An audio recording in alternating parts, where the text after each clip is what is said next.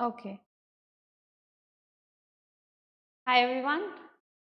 Very good afternoon and welcome back to CGB Mentors. In this particular class, we are going to discuss about some of your case studies for letter of credit topic. So let us kick start on it. Just a second. Yes. So let's start on this and we'll do question number 1, that is case study number 1. Issuance and roles of banks in confirmed letter of credit. So there was an Indian buyer, MS Star Impex Private Limited, Messrs Star Impex Private Limited, signs a contract with a German machinery supplier. Okay, the German seller insists that the payment be secured by confirmed irrevocable letter of credit governed by UCP 600. Okay. Accordingly, Star Impex requests its bank, Bank of India, to issue an LC for your 5 lakh rupee, 5 lakh, right?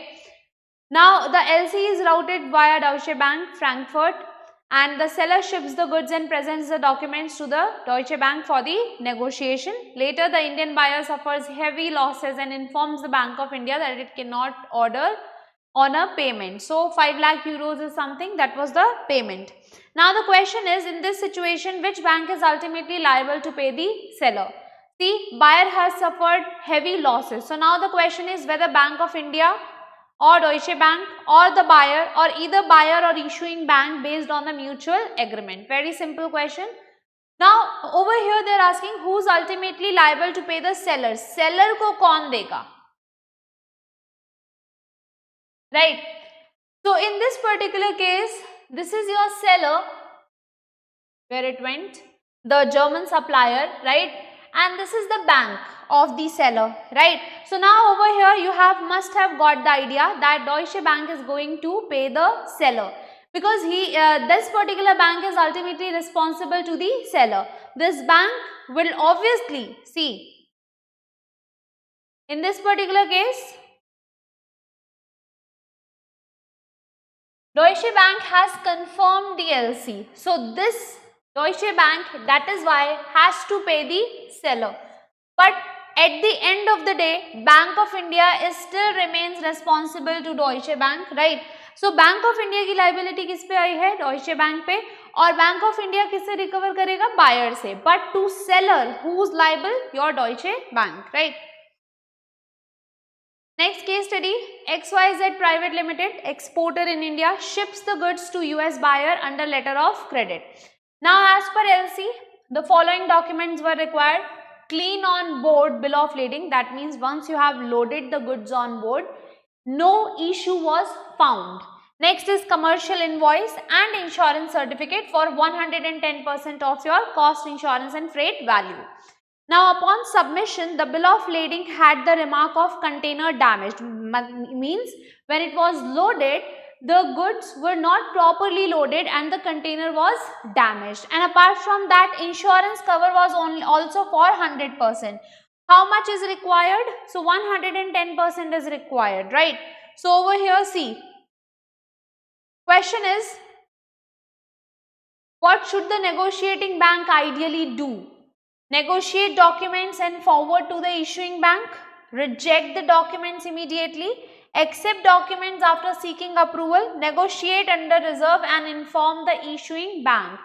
See, obviously, if you accept it, right, you will be responsible for it. So, negotiating bank ko kya karna chahiye? It should highlight that there are specific problems in your document submission. If there is my bank in India, they will see that, okay, these are two problems in your documents. We are moving ahead with this.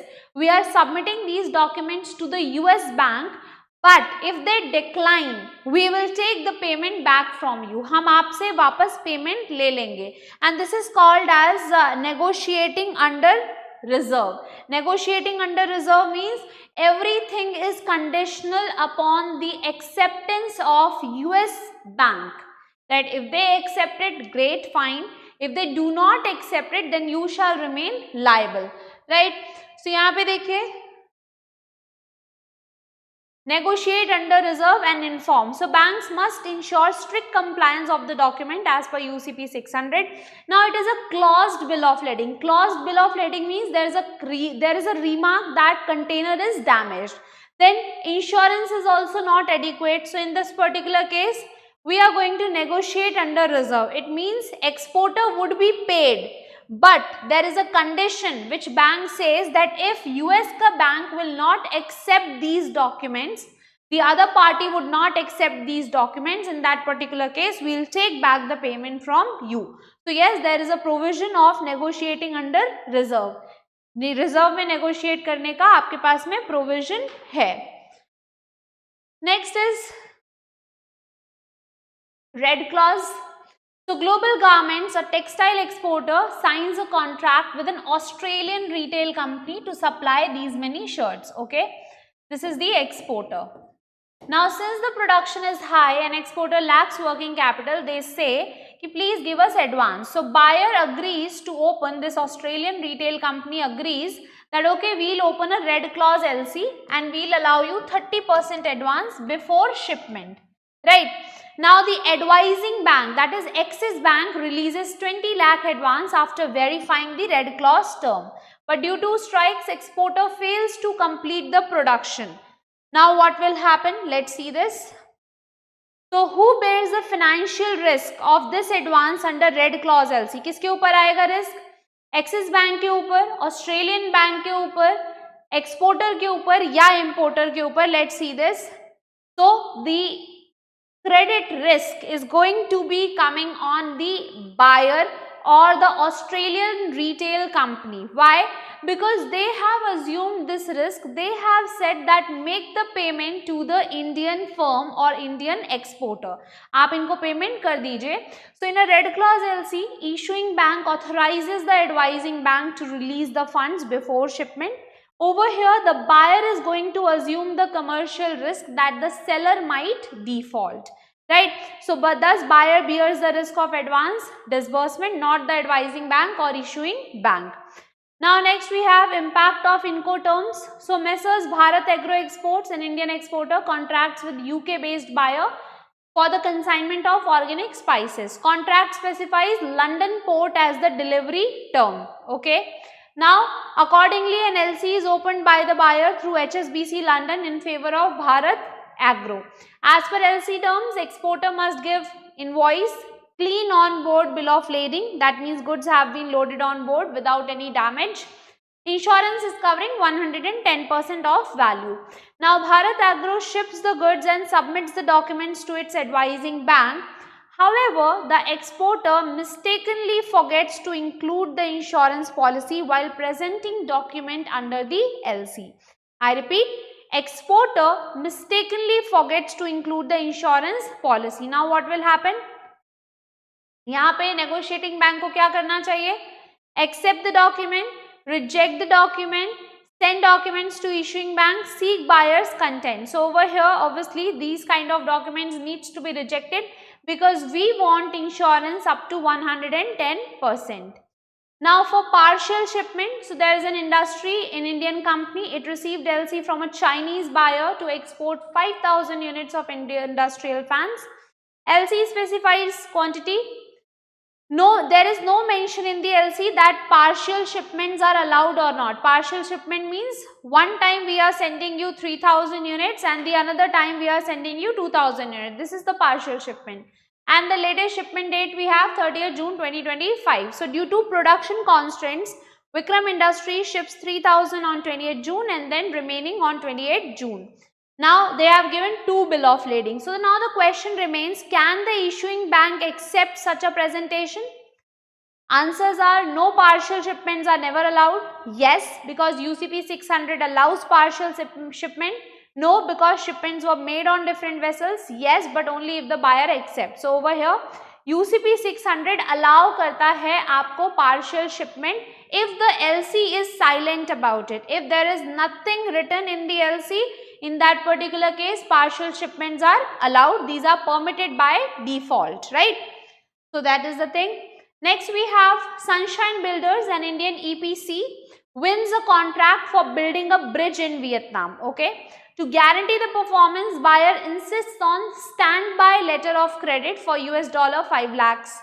Now, the Indian bank issues a standby LC subject to ISP 98 rules.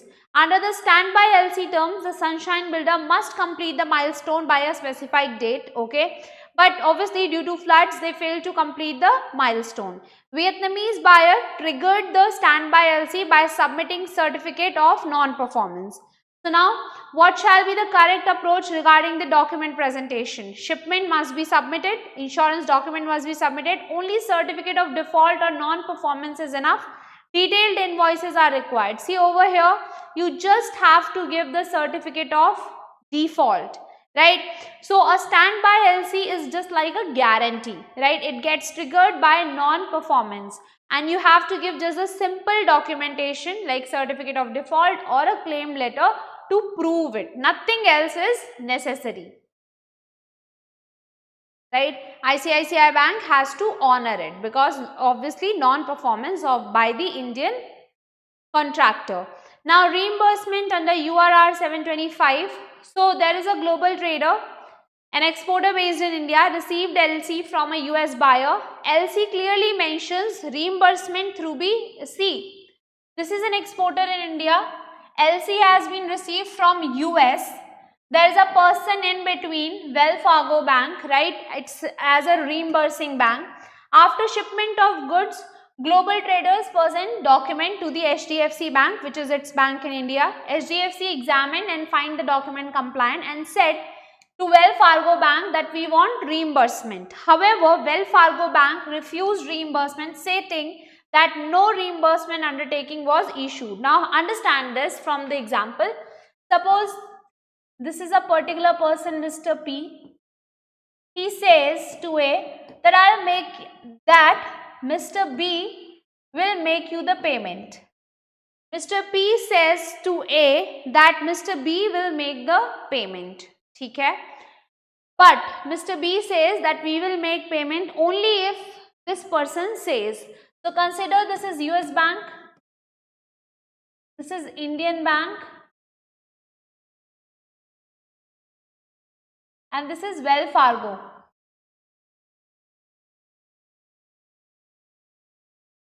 So HDFC is asking for payment, right? HDFC is asking for payment and Wells Fargo says that this particular bank has not authorized us yet. So we are not going to issue you. Is this correct? Yes, because it's just a reimbursement bank, right? And if it is not getting any orders from here, it is not supposed to release you the payment. So as per URR 755, who is correct? See, Wells Fargo is not obliged unless reimbursement undertaking exists, right? So in this case, Wells Fargo did not issue a reimbursement undertaking, so it's not legally bound to pay the submission. Now I hope you have understood through an example, right? So this is it in this particular class. These were some of the letter of credit related questions, right? And I hope you would have understood it. If you did, then please do not forget to like this video.